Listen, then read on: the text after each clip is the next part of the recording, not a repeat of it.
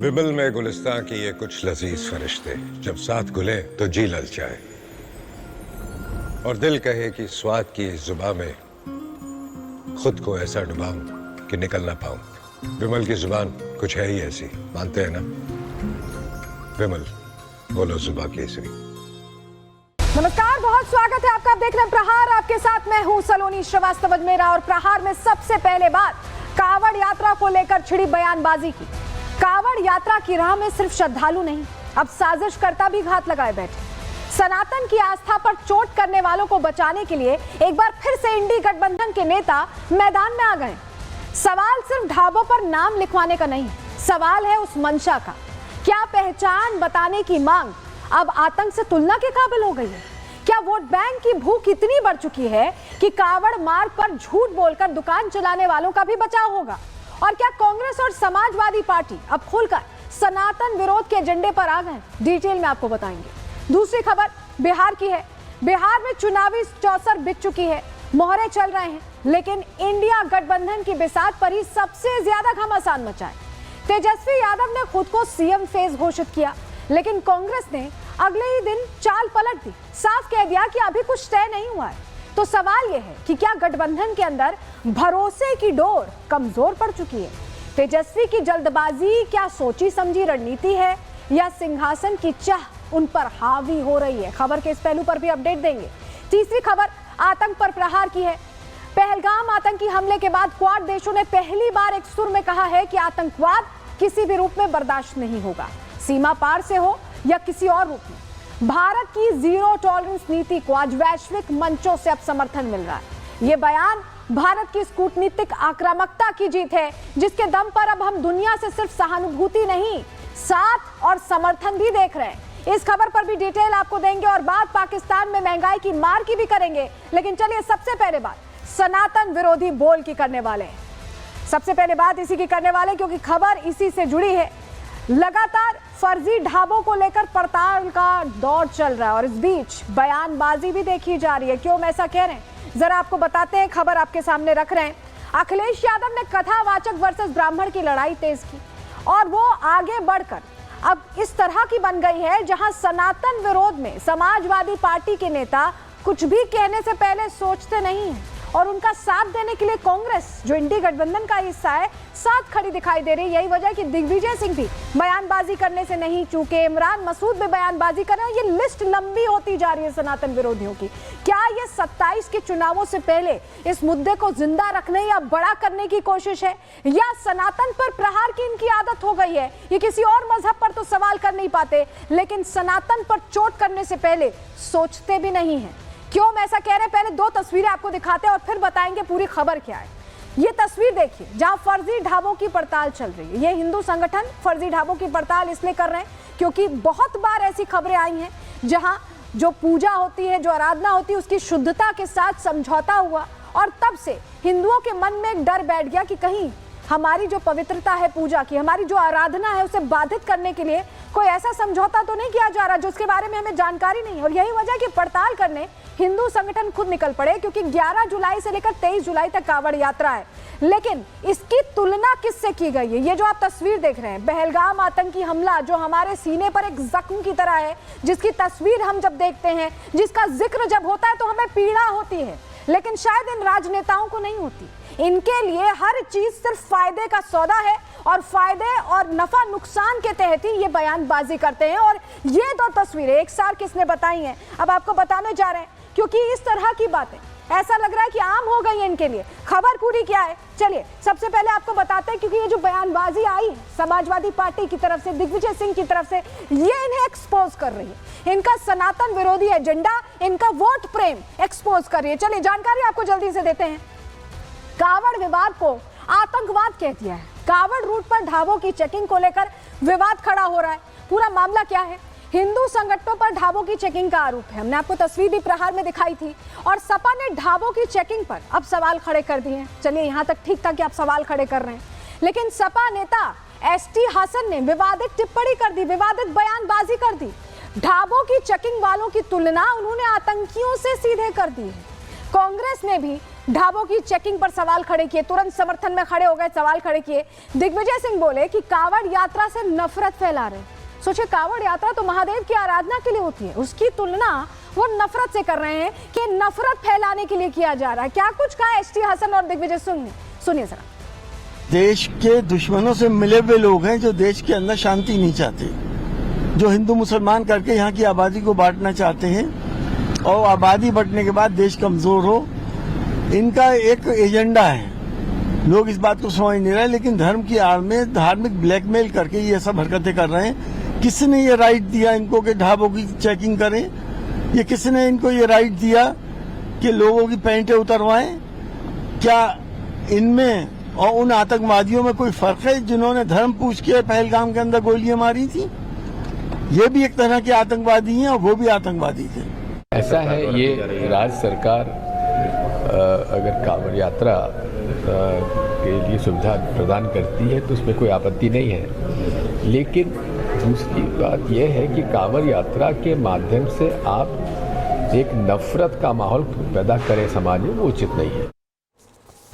अब इस बयान के बाद आपने सुन लिया दिग्विजय सिंह को, एसटी हसन को। इस बयान के बाद अब विरोध तेज हो गया है। कांवड़ियों की तुलना आतंकी से करने पर अब विवाद खड़ा होता दिखाई दे रहा है। बीजेपी और साधु संतों ने समाजवादी पार्टी पर जमकर अटैक किया, जमकर हमला बोला है। सपा के बयान को हिंदुओं का अपमान बता रही है बीजेपी, और संत समाज भी यही कह रहा है। सनातन का अपमान सपा की आदत बन गई है। बीजेपी ये प्रश्न पूछ रही है, पहले रामचरितमानस और अब कांवड़ियों का अपमान। ऐसा लग रहा है कि इनको सनातन विरोध की आदत हो गई या ये सिर्फ फायदे के लिए ऐसा करते हैं। वीएचपी ने भी सपा नेता हसन पर, एसटी हसन पर अटैक किया, हमला बोला है। कांवड़ यात्रा राष्ट्रीय एकता का प्रतीक है, ये वीएचपी की तरफ से कहा गया। और कांवड़ रूट पर जो फर्जी ढाबे चल रहे हैं उन्हें बर्दाश्त नहीं किया जाएगा, वीएचपी ये कह रही है। साधु संतों ने एसटी हसन पर एक्शन की अब मांग कर दिया, क्योंकि एसटी हसन शायद सुनना नहीं चाहते, शायद वो समझना नहीं चाहते कि अगर वो तुलना कर रहे थे या खिलाफत कर भी रहे थे तो क्या पहलगाम से तुलना करना या आतंकवाद से तुलना करना ये सही था? कहां तक सही था, इसको लेकर प्रश्न उठ रहे हैं। क्या कुछ कहा है वीएचपी और बीजेपी ने, सुनवाते हैं आप। दिग्विजय सिंह के बाद अब कांवड़ यात्रा पर जहरीली जुबान बोलने की बारी है समाजवादी पार्टी की। उनके नेता बोलते हैं कि कांवड़ यात्रा पर बोर्ड दिखाना ये पहलगाम आतंकी हमले में जैसे आतंकियों ने पहचान की थी उस प्रकार से है। मतलब इस प्रकार के बेतुके तर्क और कुतर्क दिए जा रहे हैं और पहलगाम के आतंकी हमले की घटना को जिस प्रकार से अंडरमाइन भी किया जा रहा है, उसके ऊपर राजनीति भी की जा रही है और हिंदुओं का अपमान बन चुका है कांग्रेस और समाजवादी की ओनली पहचान। अभी कांवड़ यात्रा प्रारंभ ही नहीं हुई कि इस्लामिक जिहादियों और उनके पैरोकारों और एनडी गठबंधन के कुछ नेता, उनके पेट में दर्द होने लगा। ये जो विपक्षी नेता हैं, खासकर समाजवादी, जिसको आजकल नमाजवादी के नाम से ज्यादा जानते हैं, उसके नेताओं को तो जैसे लगता है कि पेट में जबरदस्त मरोड़ हो रही है, क्योंकि उनको लग रहा है कि उनकी पहचान अब एक्सपोज होने वाली है। ऐसा पहली बार नहीं हुआ है कि समाजवादी पार्टी ने सनातन विरोधी कोई बयान दिया हो, लेकिन इस बार तो पराकाष्ठा हो गई है, क्योंकि तुलना आतंकवाद से कर दी गई है। और ऐसे में गुस्सा भरपूर हर किसी के मन में, चाहे बीजेपी हो, वीएचपी हो, लोग भी पूछ रहे हैं, संत समाज भी पूछ रहा है कि आखिर ऐसी बयानबाजी क्यों। और इसको लेकर जब रिपब्लिक भारत ने कड़े सवाल किए तो कैसे एसटी हसन बचते दिखाई दिए, रिपोर्ट के जरिए आपको दिखा।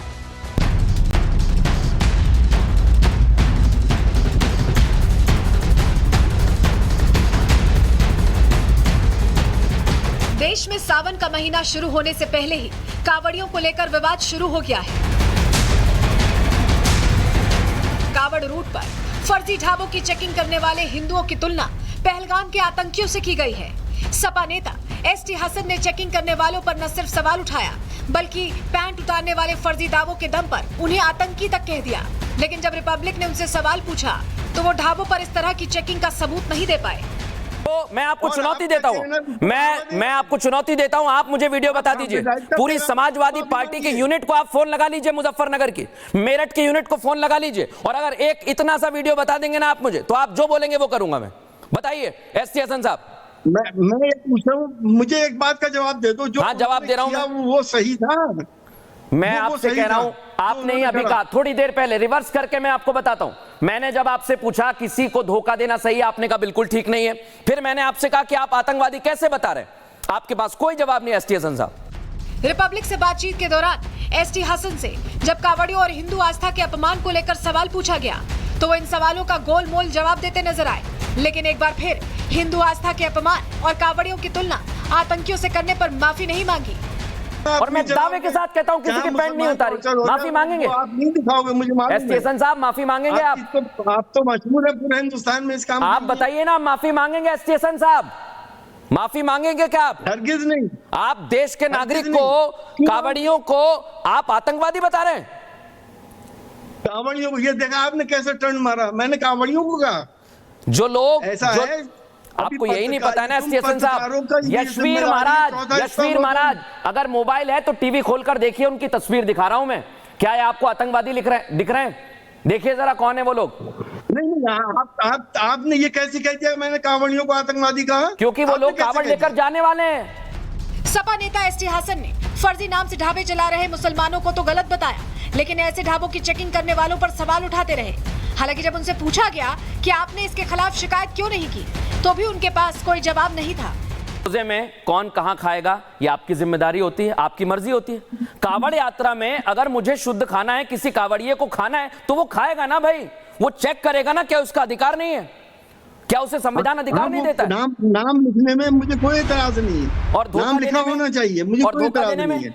और रोजे में हम मुसलमान हिंदू भाइयों के यहाँ से ही मिठाई लेते हैं, तो वही तो वो कह रहे हैं कि आप झूठ का साथ दे रहे हैं। जो लोग धोखा दे रहे हैं, जिन लोगों ने वकील टी स्टॉल नाम रख रखा है और पर्दे के पीछे से सुलेमान और फिरोज निकल रहे हैं, एसटी हसन साहब, ये दिक्कत है। गलत है वो बात आपकी, मैं मानता हूँ वो गलत है। तो इधर उधर की बात नहीं, मुझे बताइए कांवड़ियों को आतंकवादी क्यों कहा? समाजवादी पार्टी अक्सर सनातन और हिंदू आस्था को लेकर सवाल करती रहती है।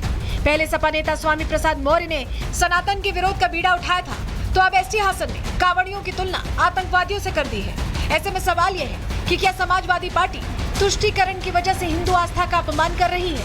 Bureau report, Republic Bharat. देखिए, रिपब्लिक ने उनसे बात की, उनसे जानना चाहा कि आखिर वो ये तुलना जो बिल्कुल भी सही नहीं है वो कैसे कर सकते हैं।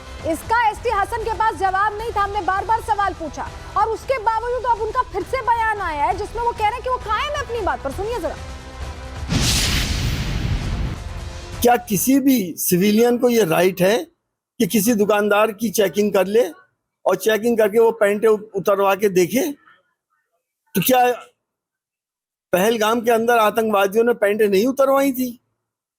ये इस तरह से ये भी टेरराइज कर रहे हैं। उन्होंने गोली मारी थी, यहाँ सिर्फ टेरराइज कर रहे हैं। तो मैंने क्या गलत कह दिया? क्या उन लोगों के खिलाफ कार्रवाई नहीं होनी चाहिए जो इस तरह की हरकतें कर रहे हैं और हमारा सांप्रदायिक सौहार्द को बिगाड़ रहे हैं, हिंदू मुसलमानों के बीच में एक दरार पैदा कर रहे हैं?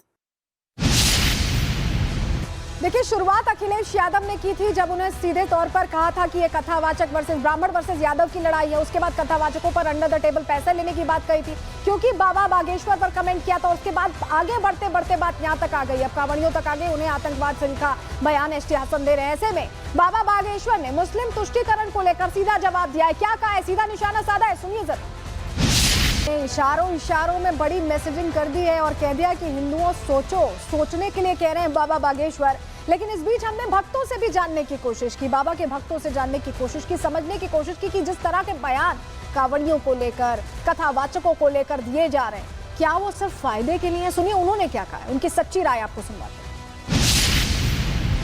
ओवैसी तो केवल बकवास करते हैं। देश में सांप्रदायिक माहौल जो खराब करने वाला व्यक्ति है वो ओवैसी है इस देश के अंदर, और एसटी हसन मुरादाबाद वाले पूर्व सांसद हैं। इन लोगों ने ही तो अब कांवड़ यात्रा शांतिप्रिय तरीके से निकलती है। मुख्यमंत्री योगी आदित्यनाथ जी कितनी व्यवस्था करते हैं, लॉ एंड ऑर्डर मेंटेन करते हैं, वहाँ धामी जी कर रहे हैं। इन्हें क्या पता बातें बनाने से, इन्हें क्या पता। हमारा कहना प्रदेश के मुख्यमंत्री योगी आदित्यनाथ जी से केवल एक निवेदन है। जिन 6 बच्चों को नोटिस दिया गया मुजफ्फरनगर के जो पंडित ढाबा है, और गलत आरोप लगाया गया कि चैन खोली गई, पैंट की, ये करा गया वो करा गया, वो सब बकवास है। दुकानदार वो अपना नेम प्लेट, अपनी पहचान दिखाएं जिससे कि हिंदू भाइयों को कोई भी दिक्कत ना हो खाने पीने में। होता क्या है कि लोग का नाम रहता है मुस्लिम और खाना बनवाते हैं हिंदू के नाम से। जरूर चेक करना चाहिए। हमारे धर्म की बात आए कि जरूर चेक करना चाहिए, क्योंकि लोग गलत यूज़ करते हैं, हमारे धर्म को बदनाम करते हैं, तो यूज़ करना, चेक करना कोई बुरी बात थोड़ी ना है।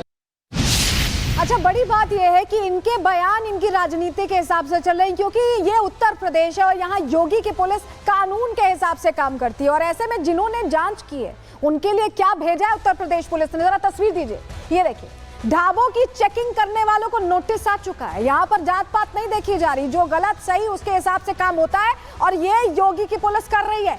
ढाबों की चेकिंग करने वाले को बाकायदा लिखित ये नोटिस पहुंचा गया है और 3 दिन में पुलिस को जवाब देना होगा कि किसकी परमिशन से ये चेकिंग की गई। बाकायदा इसमें मेंशन है सारी चीजें। और ये जो पहलू है शायद सरकार का, ये इन विपक्षियों को पसंद नहीं आएगा। इस पर एसटी हसन, दिग्विजय सिंह, जितने भी यूपी के विपक्ष के चेहरे हैं वो कुछ नहीं बोलेंगे, अखिलेश यादव कुछ नहीं बोलेंगे। ये खबर हम आपको इसलिए दिखा रहे हैं क्योंकि आप बाखबर रहिए, यूपी में दोनों पर ही कार्रवाई होती है। जरा दूसरी तस्वीर भी देखिए। ढाबों की चेकिंग करने पर जो बाकी लोग हैं वो परेशान हैं क्योंकि उनके लिए अब मुश्किल खड़ी हो गई, उनके लिए तो नोटिस आ गया है। अब वो कह रहे हैं कि पुलिस एक तरफा एक्शन करे, लेकिन पुलिस एक्शन करे। देखिए, इनका तो अपना वर्जन है, ये अपनी बात कहेंगे, इनके लिए एक्शन गलत हो सकता है, लेकिन यूपी में एक्शन सभी पर होता है, जो फर्जी नेम प्लेट लगाते हैं उन पर भी, और जो ऐसे अचानक पहुंच जाते हैं चेकिंग करने बिना किसी इजाजत के, उन पर भी। तो ये तस्वीर अपने आप में बड़ी इसीलिए, और ये तस्वीर देख लेनी चाहिए अखिलेश यादव को, एसटी हसन को, जो तुष्टीकरण की राजनीति करते हैं। ये तस्वीर उन्हें देख लेनी चाहिए और समझ लेना चाहिए कि कार्रवाई पुख्ता होती है। क्या हुआ है बताते हैं। कावड़ विवाद पर यूपी पुलिस ने एक्शन ले लिया है। मुजफ्फरनगर में 11 लोगों को नोटिस भेजा गया है। इन लोगों पर ढाबों की चेकिंग का आरोप है और नोटिस में ढाबों की चेकिंग पर ही सवाल भी पूछा गया है। पुलिस ने पूछा है कि किस अधिकार से चेकिंग की गई है। चेकिंग के लिए परमिशन को लेकर भी सवाल इसमें है और पुलिस ने आरोपियों से 3 दिनों में जवाब मांगा, जवाब तलब किया गया है। पुलिस के नोटिस से हिंदू संगठन नाराज है। हिंदू संगठनों ने आंदोलन की चेतावनी दे दी है, लेकिन देखिए पुलिस नपातुला काम कर रही है, जो सही तरीके से करना चाहिए वही कर रही है। जो हिंदू संगठन है, जिनके खिलाफ ये रिपोर्ट आई है, जिनके खिलाफ ये कहा गया कि वो 3 दिन के अंदर जवाब दें, उनकी नाराजगी अब सामने आ रही है। मुजफ्फरनगर में हमारे सहयोगी जतिन पहुंचे, उनकी रिपोर्ट आपको दिखा रहे हैं। इस मामले में अभी तक 11 लोगों को नोटिस जा चुके हैं और वो नोटिस कैसे हैं आप ये देखिए। ये इस तरीके के नोटिस जो मुजफ्फरनगर पुलिस है उनके द्वारा दिए गए हैं और कहीं ना कहीं इन्वेस्टिगेशन ज्वाइन करने के लिए बोला जा रहा है। कल 6 लोगों को नोटिस भेजे गए थे और आज 5 लड़कों को नोटिस भेजे गए हैं। कुल मिलाकर अभी तक 11 लोगों को नोटिस भेजे गए। हमारे साथ वो लड़के हैं जिनके पास ये नोटिस पहुंचा है पुलिस का। सबसे पहले क्या नाम है आपका? सर मेरा नाम विवेक सनातनी। विवेक, कब आया ये नोटिस आपको? ये मेरे पास कल आया ये नोटिस। क्या लग रहा है कि पुलिस ने क्यों भेजा? आप लोग वहां पर मौजूद थे, 28 तारीख को उसमें तारीख लिखी हुई है, आप लोगों ने पहचान पूछी, ये भी कहा जा रहा है कि पेंट उतरवाई आप लोगों ने। सर ये सब झूठा मुकदमा है, ऐसा कुछ नहीं है। यशीर महाराज जी ने हमें बुलाया था, हम 1-2 ढाबे से होकर के वापस चले गए थे। उसके बाद जो ये झूठा मुकदमा बना रहे हैं कि पेंट उतारी है, कुछ उतारा है, ऐसा कुछ नहीं है। जैसे वे ढाबे पे जाके उनकी पहचान देख रहे थे, पहचान सिर्फ आधार कार्ड देख करके उनकी पहचान हुई, इसके अलावा अदरवाइज और कुछ कार्य नहीं हुआ। आप लोगों ने आधार कार्ड मांगा था क्या? आधार कार्ड मांगा, आधार कार्ड उन्होंने दिखाया नहीं। उसके बाद उनका QR कोड जो था, QR कोड पे भी उनका नाम अब्दुल था, जिसने जिस तरीके से मीडिया में वो बता रहा है गोपाल मेरा नाम है, वो मुकदमा लिखवा रहा है उसका नाम अब्दुल पप्पू कल्लू का भाई है, बजेडी का रहने वाला है। जिस तरीके से वे झूठे मुकदमे लिखवाना चाह रहे हैं ना, जिस तरीके से मौलवी पोलवी हर तरीके से करना चाह रही है, हम इस तरीके से मुकदमा झूठा सहेंगे नहीं। और ना हम सहने के, अगर वे मुकदमा लिखवाने को तैयार है तो हम मुकदमा लेने को भी तैयार। अगर सच्चाई पड़ेगी तो हम सच्चाई के लिए खड़े, कल को नहीं तो संग्राम बचा दूंगा शहर में अगर झूठा मुकदमा हमारे खिलाफ हुआ। हिंदू है मुस्लिम, आप अगर मुसलमान है तो ढाबे की पहचान मुसलमान नाम से चलाएं, हिंदू नाम से नहीं। तो लोग गए थे चेकिंग करने, उनकी अपनी दलील है। उनका कहना है कि एक दूसरी घटना का जिक्र किया जा रहा है जो नहीं हुई है और सिर्फ आधार कार्ड देखकर चेकिंग हुई है। लेकिन इस मामले में एक्शन कैसे उत्तर प्रदेश पुलिस का चल रहा है, एक और इसी से जुड़ी बड़ी जानकारी आपको दे रहे हैं। मुजफ्फरनगर में कांवड़ यात्रा के दौरान जाति हिंसा का अलर्ट है और ऐसे में पुलिस अब सतर्क है। पूरा रूट सीसीटीवी कैमरों से लैस कर दिया गया है। ऑपरेशन दृष्टि से कांवड़ रूट पर नजर रखने की तैयारी कैसे है, ये तस्वीर आप देखिए। और बताया जा रहा है 774 सीसीटीवी कैमरे लगाए गए हैं। ये देखिए कैमरे इंस्टॉल किए गए हैं और ये इसलिए इंस्टॉल किए गए कि कोई अभद्र घटना या प्रिय घटना इस पूरे इलाके में ना हो। 740 सीसीटीवी कैमरे और उनकी निगरानी बाकायदा की जा रही है। और कंट्रोल रूम में कैसे निगरानी हो रही है, हमारे सहयोगी जतिन वहां पहुंचे, उनकी रिपोर्ट आपको दिखा रहे हैं। कांवड़ यात्रा के लिए मुजफ्फरनगर हमेशा से ही संवेदनशील रहा है। कावड़ यात्रा से पहले होटल ढाबों को लेकर राजनीति भी बहुत तेजी से चल रही है।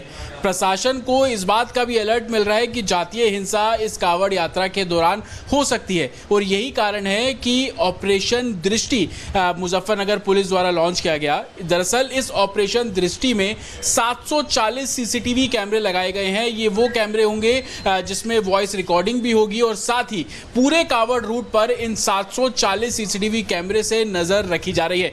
उसी ऑपरेशन दृष्टि के कंट्रोल रूम में इस वक्त मेरी मौजूदगी है। मेरे पीछे आप ये अलग अलग बड़ी स्क्रीन देख रहे हैं और इन स्क्रीन्स को छोटी छोटी विंडो में बांटा गया है और लगातार जो टीम यहाँ पर बैठी है वो इस विंडो के जरिए पूरे मुजफ्फरनगर, खास तौर पर जो कावड़ रूट है वहां की निगरानी कर रहे हैं। किस तरीके की मूवमेंट है, भीड़ किस जगह पर कितनी है, हर एक पहलू पर नजर जो है वो इस कंट्रोल रूम के जरिए रखी जा रही है।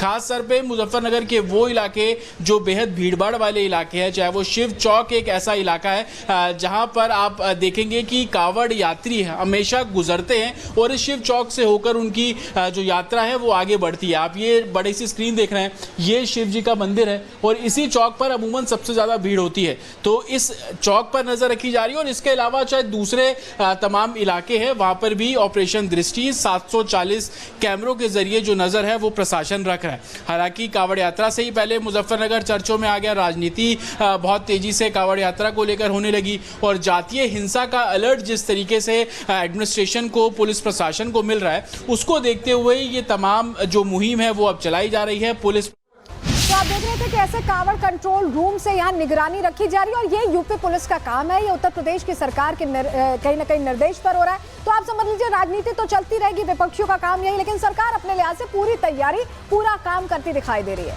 लेकिन क्योंकि नोटिस दिया गया है, ऐसे में स्वामी यशवीर महाराज जो संत है जिन्होंने पूरा एक तरह से अभियान चलाया था, हिंदू संगठन का वो नेतृत्व कर रहे थे, वो इस नोटिस को लेकर क्या कह रहे हैं उनको भी सुन लीजिए।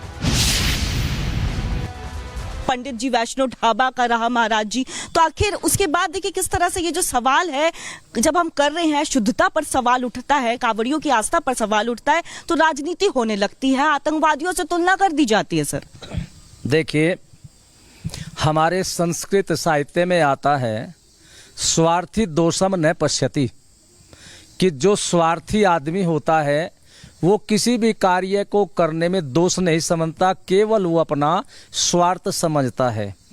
ऐसे ही ये लोग राजनेता है, इन्हें न तो इससे देश से कोई लेना देना और न सनातन धर्म से कोई लेना देना, इन्हें केवल अपनी राजनीति से लेना है और कुर्सी की प्राप्ति के लिए ये सनातन धर्म को गाली देने लग जाएं, सनातन धर्म की पुस्तकों को फाड़ दें और कुछ भी कर दें।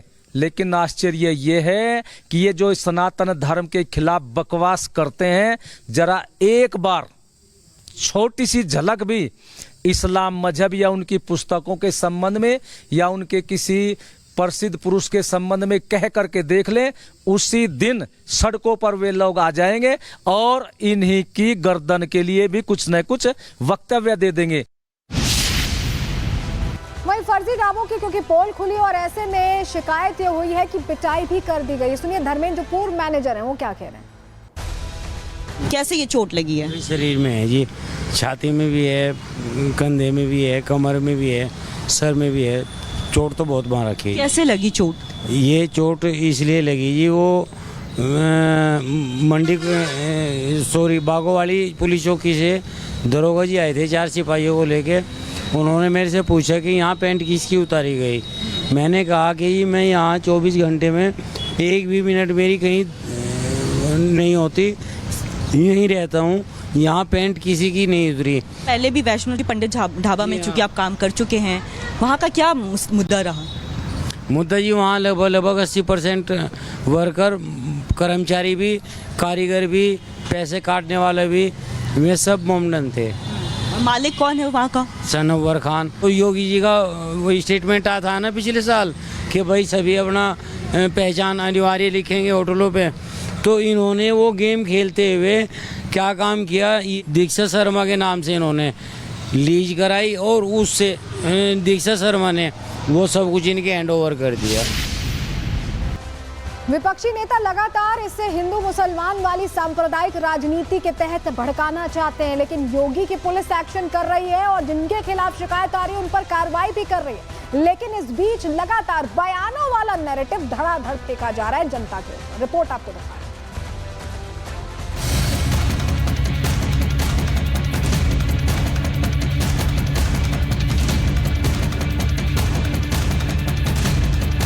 देश भर में कांवड़ियों की शुद्धता के लिए ढाबों की पड़ताल पर सियासी संग्राम छिड़ा है।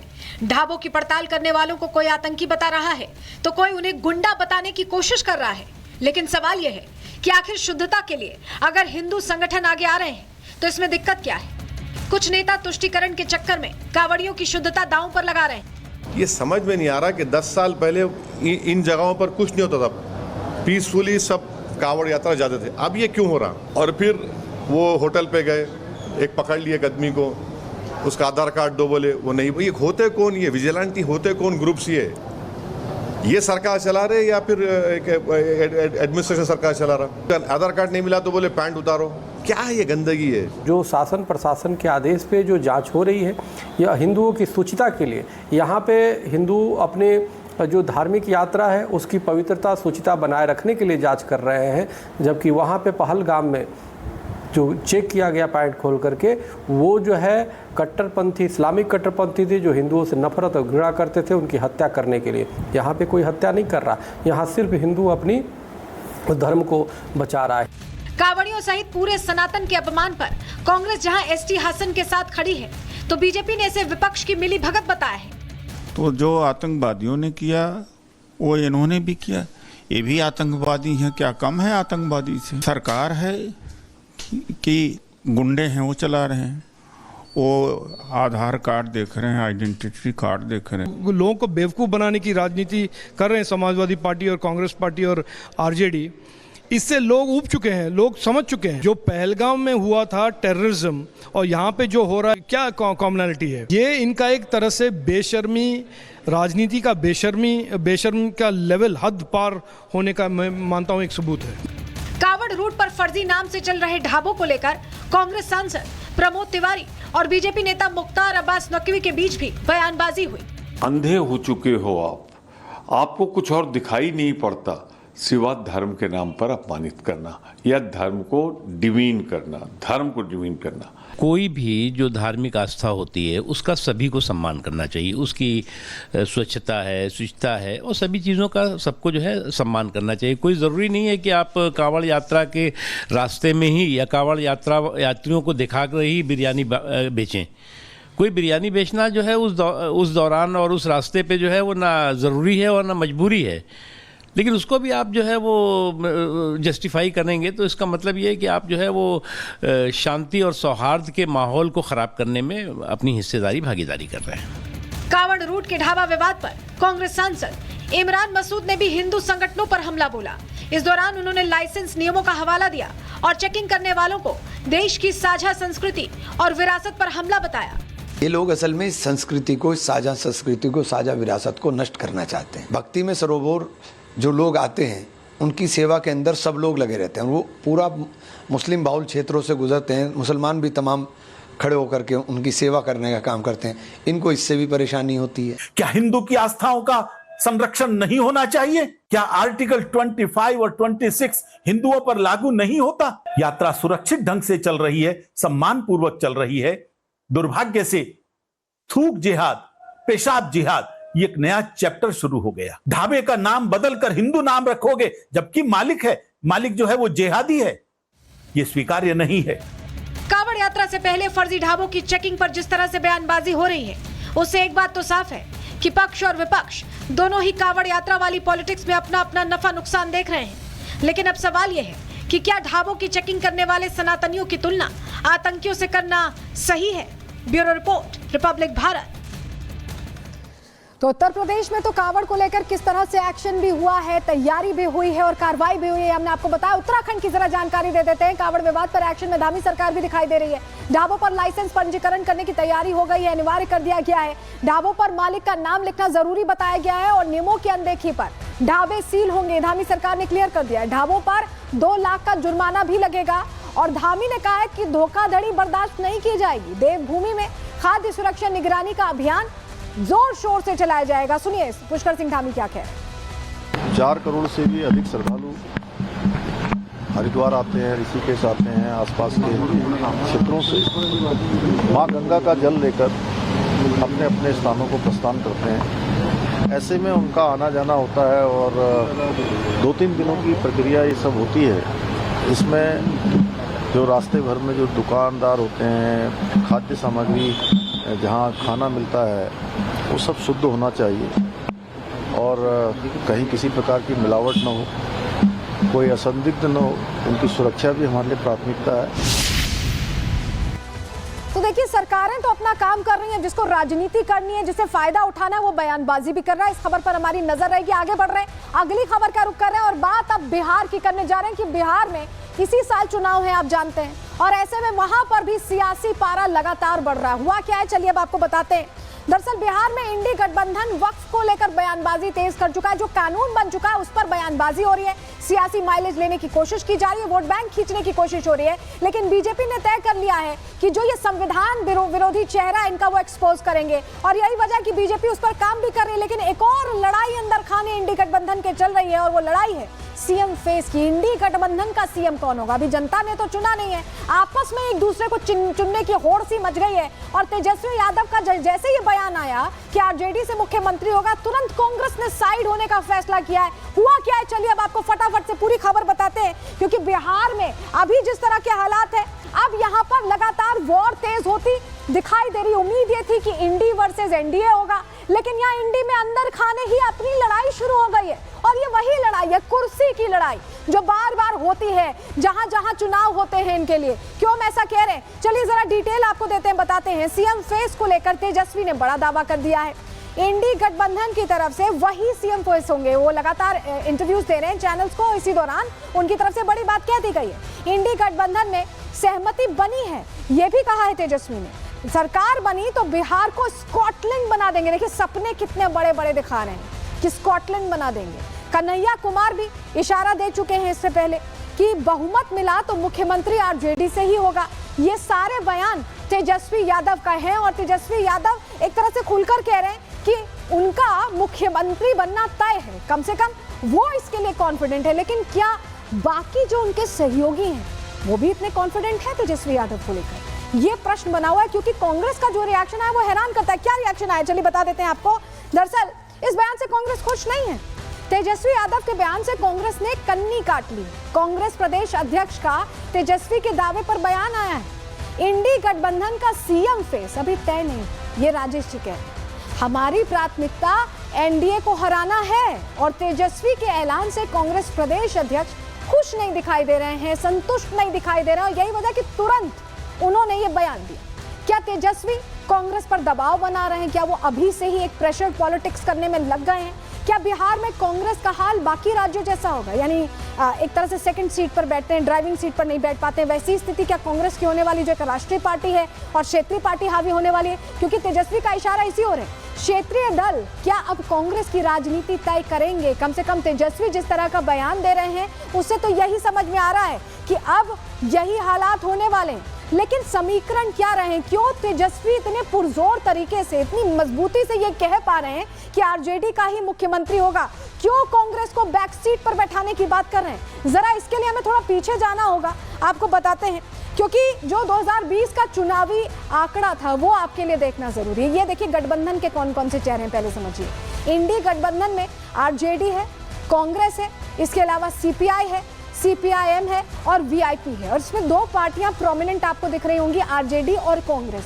इन दोनों पार्टियों में ही सबसे ज्यादा सीटों को लेकर खींचतान रहती है कि किसे ज्यादा मिले, किसे कम मिले। लेकिन 2020 का जो चुनावी आंकड़ा है वो ये बताएगा आपको कि कैसे इस जीत हार में यहाँ पर आरजेडी आगे चल रही थी। चलिए आपको जरा जानकारी देते हैं, क्योंकि 2020 के आंकड़े से आप समझ जाएंगे कि क्यों तेजस्वी यादव ज्यादा जोर आजमाइश कर रहे हैं, क्यों वो ये बताना चाह रहे हैं कि बिहार में बड़े भाई की भूमिका में आरजेडी ही रहने वाली। चलिए आंकड़े जल्दी से आपको देते हैं, देखिए समझिए।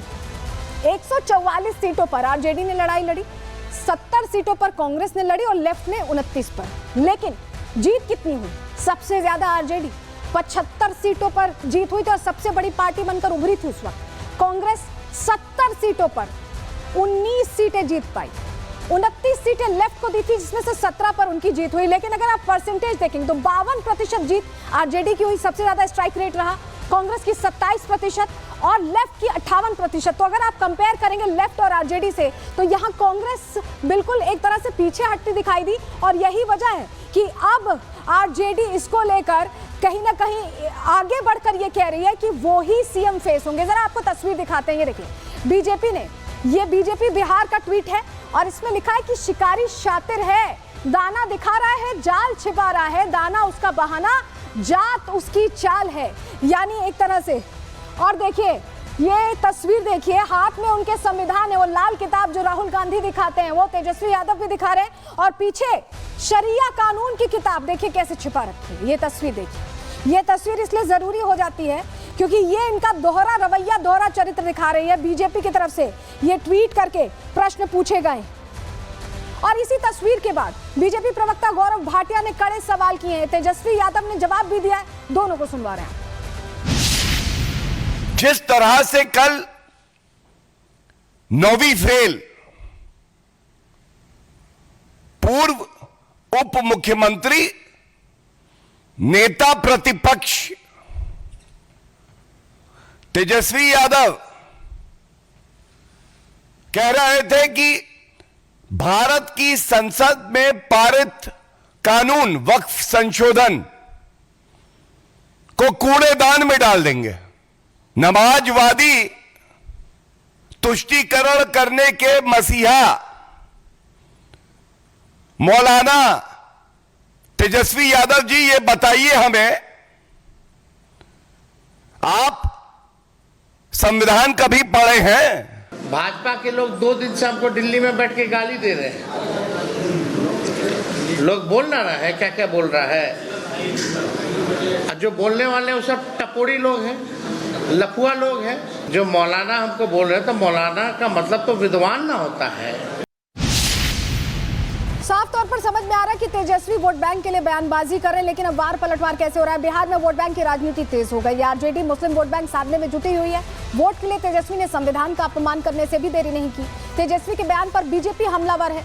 तेजस्वी को मौलाना तेजस्वी कहा है भारतीय जनता पार्टी ने और तेजस्वी यादव ने बीजेपी पर उसके बाद पलटवार किया है कि मौलाना का मतलब विद्वान होता है। ऐसे में पटना बीजेपी की तरफ से भी यहाँ पर प्रश्न पूछे जा रहे हैं और सवाल पूछे जा रहे हैं। ये सवाल जवाब का सिलसिला बिहार में चल रहा है। इस बीच आपको बताएं कि राजनाथ सिंह आज पहुंचे थे बिहार। तस्वीर दिखाते हैं, कार्य समिति की बैठक हुई है और उसमें राजनाथ सिंह रक्षा मंत्री पहुंचे। ये तस्वीर इसलिए अहम हो जाती है क्योंकि यहाँ पर पहुंचकर एक तरह से नई तेजी चुनावी अभियान में लाने की कोशिश है। आपको जरा बताते हैं, तस्वीर फुल फ्रेम करिएगा, दिखाइए कैसे तमाम जो मंच पर नेता हैं वो मौजूद हैं और यहाँ से ये जो दीप प्रज्वलन हो रहा है, ये दरअसल अब चुनाव का आगाज हो रहा है भारतीय जनता पार्टी की तरफ से कार्य समिति की बैठक बुलाकर। और इस बैठक में मंथन कैसे हुआ, क्या कुछ निष्कर्ष निकला, चलिए फटाफट आपको जानकारी देते हैं। आपको बताते हैं बीजेपी ने क्या मंथन किया। प्रदेश कार्य समिति की बड़ी बैठक बुलाई गई पटना में। रक्षा मंत्री राजनाथ सिंह पहुंचे, हमने आपको तस्वीर भी दिखाई और कार्यकर्ताओं को उन्होंने जीत का मंत्र दे दिया है। उन्होंने तैयारी करने के निर्देश दिए और कहा है कि बिहार को नई ऊंचाइयों पर ले जाना है। आरजेडी और कांग्रेस पर भी उन्होंने निशाना साधा, प्रश्न पूछे। विपक्ष का लक्ष्य सिर्फ सत्ता पाना है, ये बड़ी बात कही राजनाथ सिंह ने। विपक्ष चुनाव में अनर्गल प्रचार करेगा। आरजेडी कांग्रेस विभाजन की राजनीति करेंगे। उन्होंने एक तरह से जनता को भी समझाया है, हम लोगों को जोड़ने और शिक्षा की बात करनी है, हम लोगों को जोड़ने और शिक्षा की बात करनी है। राजनाथ सिंह ने उस मंच से दोहराया है, सुनिए क्या कुछ कहा। कांग्रेस और आरजेडी जैसी पार्टियों का केवल एक ही मोटिवेशन होता है, सत्ता में बने रहना, जबकि भारतीय जनता पार्टी का उद्देश्य है कि हर नागरिक की गरिमामय जीवन सुनिश्चित होना चाहिए। हर बूथ, हर मोहल्ले, हर पंचायत में जाकर मोदी जी के नेतृत्व की बात कहें, भाजपा की बात करें, लेकिन उसे सिर्फ भाषण न बनाएं, उनके कामों की सफलता की बात करें। लोगों को यह भी समझाएं कि भाजपा केवल सरकार नहीं चलाती है, समाज निर्माण करती है। कांग्रेस और आरजेडी जैसी राजनीतिक पार्टियां केवल कुर्सी पाने की लालसा से प्रेरित हैं, लेकिन भाजपा की प्रेरणा है सिर्फ और सिर्फ राष्ट्र निर्माण। कांग्रेस और आरजेडी जैसी पार्टियों का केवल एक ही मोटिवेशन होता है, सत्ता में बने रहना। जबकि भारतीय जनता पार्टी का उद्देश्य है कि हर नागरिक की गरिमामय जीवन सुनिश्चित होना चाहिए। तो देखिए, आरजेडी जहां एक तरह से वक्फ को लेकर बार बार बयान देकर कोशिश ये कर रही है कि मुस्लिम वोट बैंक उनके हाथ में रहे, वहीं राजनाथ सिंह ने मंच पर संबोधित करके ये बता दिया कि संविधान के जो विरोधी हैं, जो अपमान कर रहे हैं, उन पर कहीं ना कहीं नजर है, उनको जनता के सामने एक्सपोज करेंगे और इसके जरिए पिछड़ों को साधने की यहाँ तैयारी बीजेपी भी करती दिखाई दे रही है। रिपोर्ट इसी से जुड़ी आपको दिखाएं।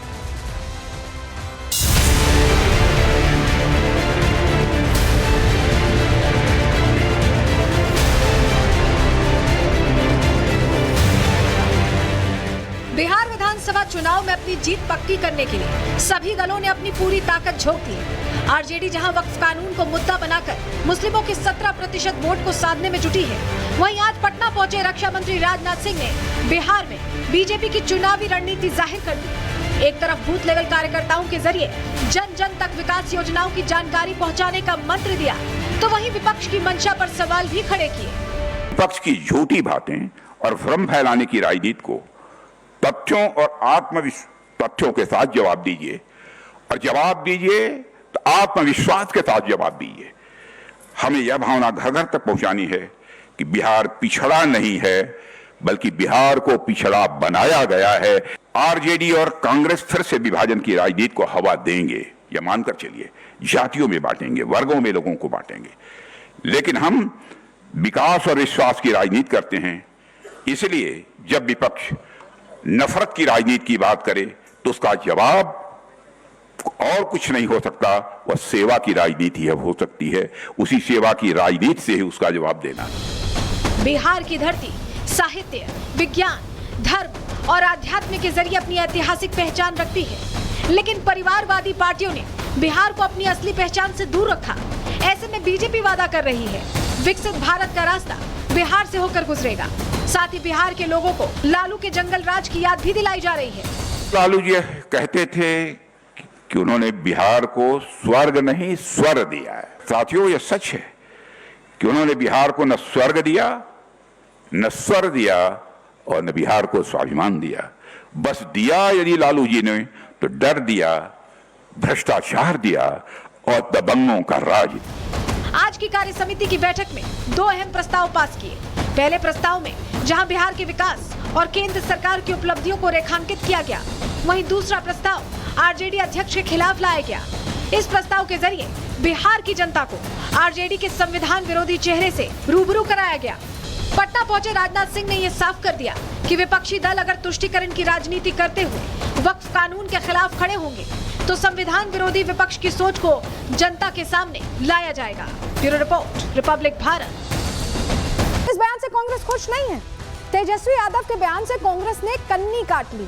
कांग्रेस प्रदेश अध्यक्ष का तेजस्वी के दावे पर बयान आया है। इंडी गठबंधन का सीएम फेस अभी तय नहीं, ये राजेश जी कह रहे हैं। हमारी प्राथमिकता एनडीए को हराना है और तेजस्वी के ऐलान से कांग्रेस प्रदेश अध्यक्ष खुश नहीं दिखाई दे रहे हैं, संतुष्ट नहीं दिखाई दे रहे हैं। यही वजह कि तुरंत उन्होंने ये बयान दिया। क्या तेजस्वी कांग्रेस पर दबाव बना रहे हैं? क्या वो अभी से ही एक प्रेशर पॉलिटिक्स करने में लग गए हैं? क्या बिहार में कांग्रेस का हाल बाकी राज्यों जैसा होगा, यानी एक तरह से सेकंड सीट पर बैठते हैं, ड्राइविंग सीट पर नहीं बैठ पाते, वैसी स्थिति क्या कांग्रेस की होने वाली, जो एक राष्ट्रीय पार्टी है और क्षेत्रीय पार्टी हावी होने वाली है? क्योंकि तेजस्वी का इशारा इसी ओर है। क्षेत्रीय दल क्या अब कांग्रेस की राजनीति तय करेंगे? कम से कम तेजस्वी जिस तरह का बयान दे रहे हैं उससे तो यही समझ में आ रहा है कि अब यही हालात होने वाले हैं। लेकिन समीकरण क्या रहे? क्यों तेजस्वी इतने पुरजोर तरीके से, इतनी मजबूती से ये कह पा रहे हैं कि आरजेडी का ही मुख्यमंत्री होगा? क्यों कांग्रेस को बैक सीट पर बैठाने की बात कर रहे हैं? जरा इसके लिए हमें थोड़ा पीछे जाना होगा, आपको बताते हैं, क्योंकि जो 2020 का चुनावी आंकड़ा था वो आपके लिए देखना जरूरी है। ये देखिए गठबंधन के कौन कौन से चेहरे हैं, पहले समझिए। इंडी गठबंधन में आरजेडी है, कांग्रेस है, इसके अलावा सीपीआई है, सीपीआईएम है और वीआईपी है। और इसमें 2 पार्टियां प्रोमिनेंट आपको दिख रही होंगी, आरजेडी और कांग्रेस। इन दोनों पार्टियों में ही सबसे ज्यादा सीटों को लेकर खींचतान रहती है कि किसे ज्यादा मिले, किसे कम मिले। लेकिन 2020 का जो चुनावी आंकड़ा है वो ये बताएगा आपको कि कैसे इस जीत हार में यहाँ पर आरजेडी आगे चल रही थी। चलिए आपको जरा जानकारी देते हैं, क्योंकि 2020 के आंकड़े से आप समझ जाएंगे कि क्यों तेजस्वी यादव ज्यादा जोर आजमाइश कर रहे हैं, क्यों वो ये बताना चाह रहे हैं कि बिहार में बड़े भाई की भूमिका में आरजेडी ही रहने वाली। चलिए आंकड़े जल्दी से आपको देते हैं, देखिए समझिए।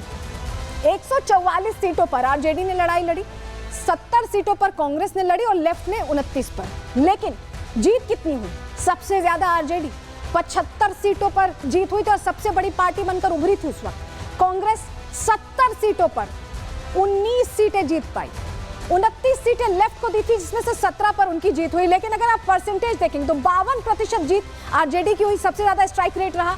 कांग्रेस की 27% और लेफ्ट की 58%। तो अगर आप कंपेयर करेंगे लेफ्ट और आरजेडी से, तो यहाँ कांग्रेस बिल्कुल एक तरह से पीछे हटती दिखाई दी। और यही वजह है कि अब आरजेडी इसको लेकर कहीं ना कहीं आगे बढ़कर ये कह रही है कि वो ही सीएम फेस होंगे। जरा आपको तस्वीर दिखाते हैं, ये देखिए बीजेपी ने, ये बीजेपी बिहार का ट्वीट है और इसमें लिखा है कि शिकारी शातिर है, दाना दिखा रहा है, जाल छिपा रहा है, दाना उसका बहाना, जात उसकी चाल है।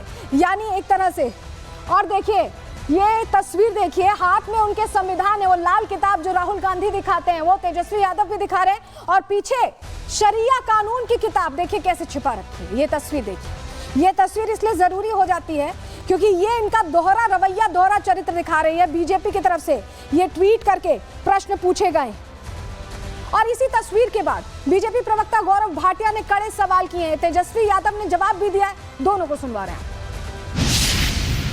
जिस तरह से कल 9वीं फेल पूर्व उप मुख्यमंत्री, नेता प्रतिपक्ष तेजस्वी यादव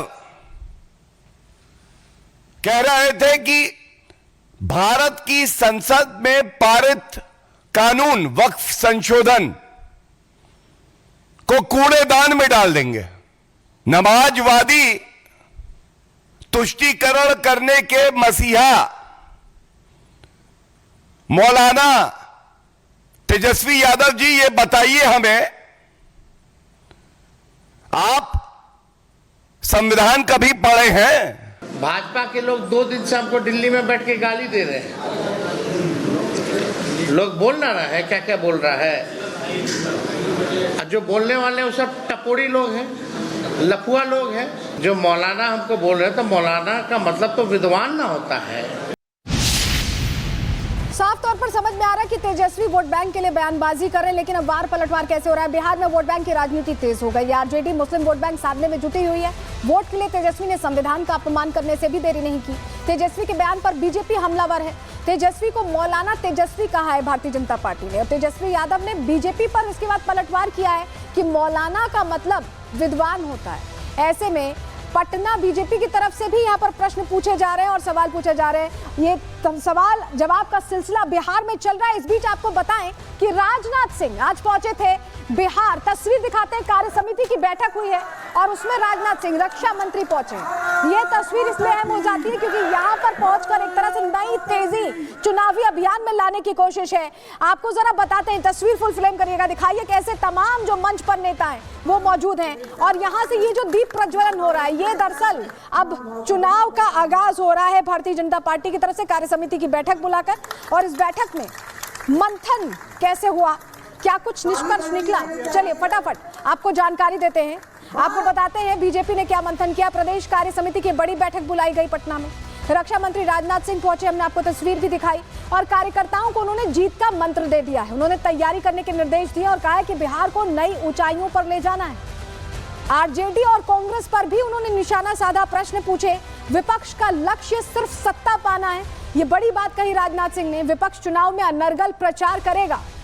आरजेडी कांग्रेस विभाजन की राजनीति करेंगे। उन्होंने एक तरह से जनता को भी समझाया है, हम लोगों को जोड़ने और शिक्षा की बात करनी है, हम लोगों को जोड़ने और शिक्षा की बात करनी है। राजनाथ सिंह ने उस मंच से दोहराया है, सुनिए क्या कुछ कहा। कांग्रेस और आरजेडी जैसी पार्टियों का केवल एक ही मोटिवेशन होता है, सत्ता में बने रहना।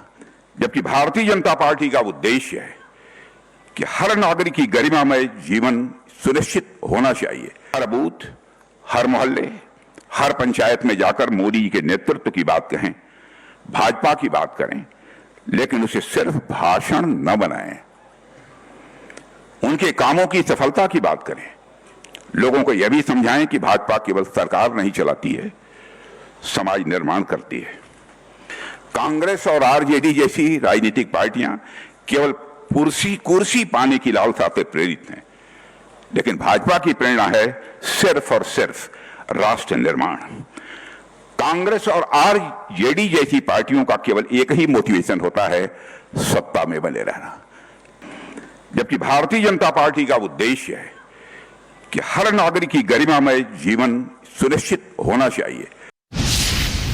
तो देखिए, आरजेडी जहां एक तरह से वक्फ को लेकर बार बार बयान देकर कोशिश ये कर रही है कि मुस्लिम वोट बैंक उनके हाथ में रहे, वहीं राजनाथ सिंह ने मंच पर संबोधित करके ये बता दिया कि संविधान के जो विरोधी हैं, जो अपमान कर रहे हैं, उन पर कहीं ना कहीं नजर, उनको जनता के सामने एक्सपोज करेंगे और इसके जरिए पिछड़ों को साधने की यहाँ तैयारी बीजेपी भी करती दिखाई दे रही है। रिपोर्ट इसी से जुड़ी आपको दिखाएं।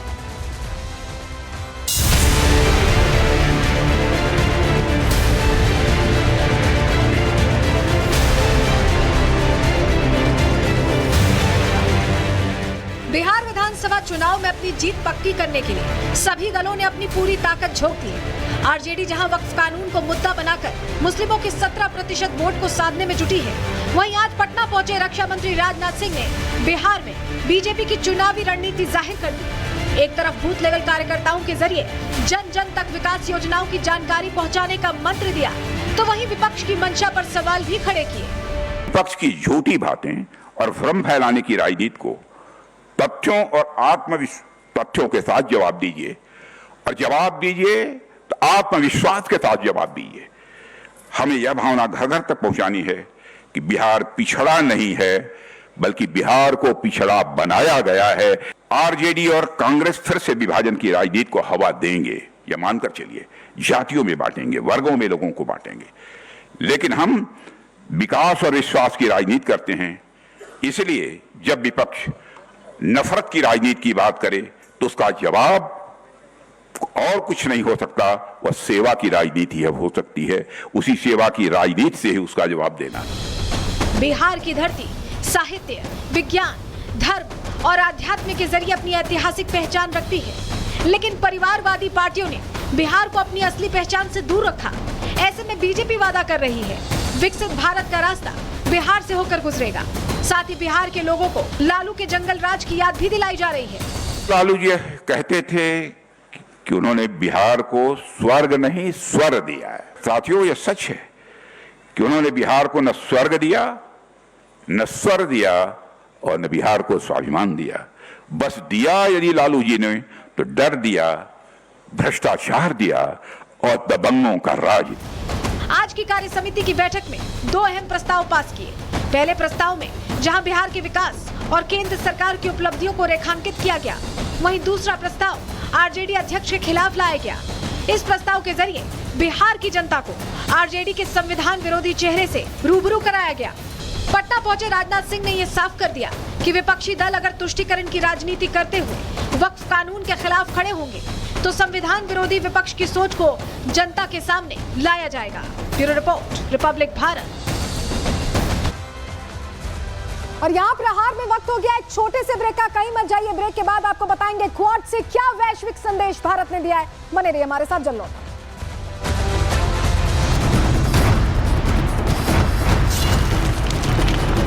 दादी के हाथों का जादू और खुशबू से महकता घर, माँ की मुस्कुराहट और खाने की सुगंध। MDH गरम मसाला, क्योंकि हर रिश्ता है स्वाद से जुड़ा।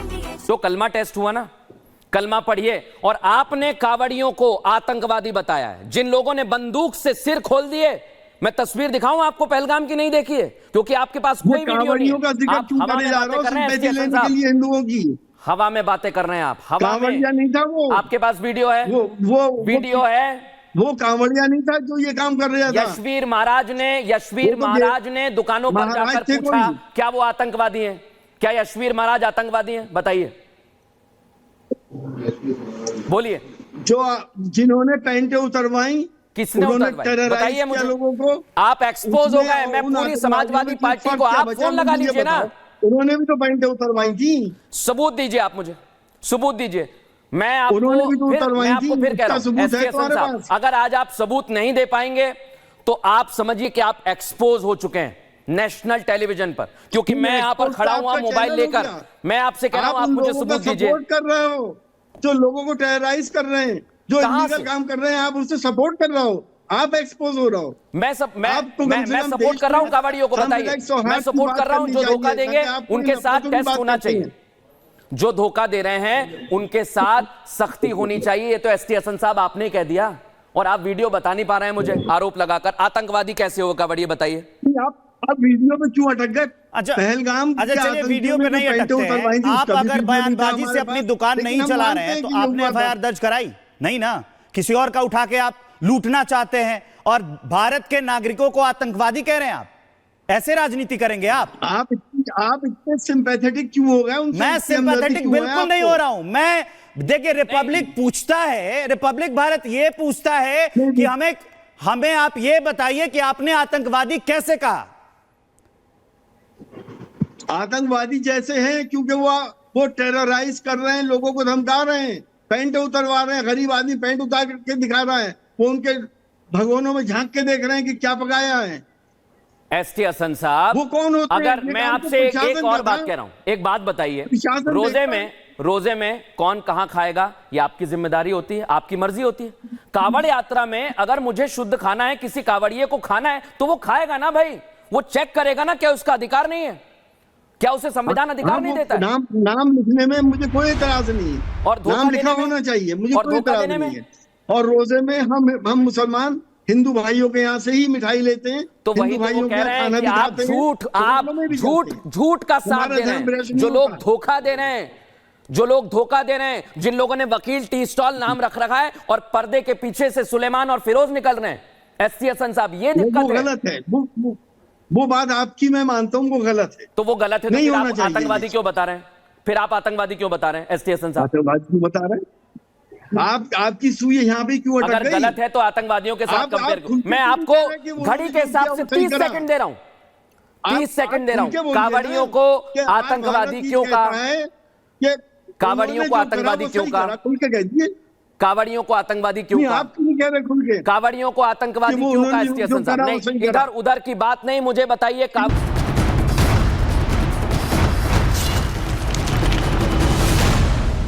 और चलिए अब बात क्वाड से सीधे संदेश की कर लेते हैं जो भारत ने आतंक के खिलाफ दिया। तस्वीर देखिए, यहाँ पर एस जयशंकर क्वाड बैठक में पहुंचे थे। 4 देशों की बैठक जिसमें एससीओ के बाद पहली बार ऐसा हुआ है कि ऑपरेशन सिंदूर को लेकर खुलकर बात की है और इन देशों का खुला समर्थन भारत को मिलता दिखाई दिया है। और इस मंच से क्या मैसेज दिया है एस जयशंकर ने, चलिए जरा आपको बताते हैं। क्योंकि आतंक के खिलाफ हमारी जो मुहिम है उसको खुलकर हमने यहाँ पर रखा है इस मंच से, क्वाड के मंच से।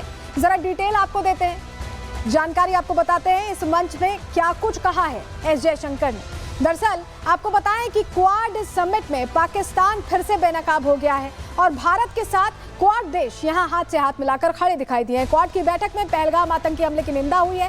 क्वाड देशों ने भारत के समर्थन में बयान दे दिया है। अमेरिका, जापान और ऑस्ट्रेलिया का ये संयुक्त बयान है। आतंकियों को शह देने वालों को कटघरे में लाया जाए, ये कहा है इन देशों ने। और इंडो पैसिफिक में स्वतंत्रता, कानून और अखंडता पर इस मंच से चर्चा हुई। अपने आप में बड़ी बात भारत ने की है क्योंकि आप देखिए एक वैश्विक मैसेज यहां से गया है। रुक रहे एक बहुत छोटे से ब्रेक, ले जल्द लौट।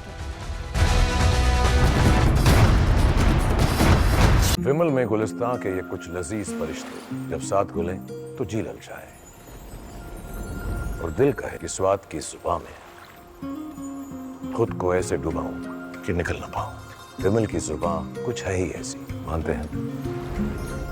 विमल, बोलो जुबान कैसी?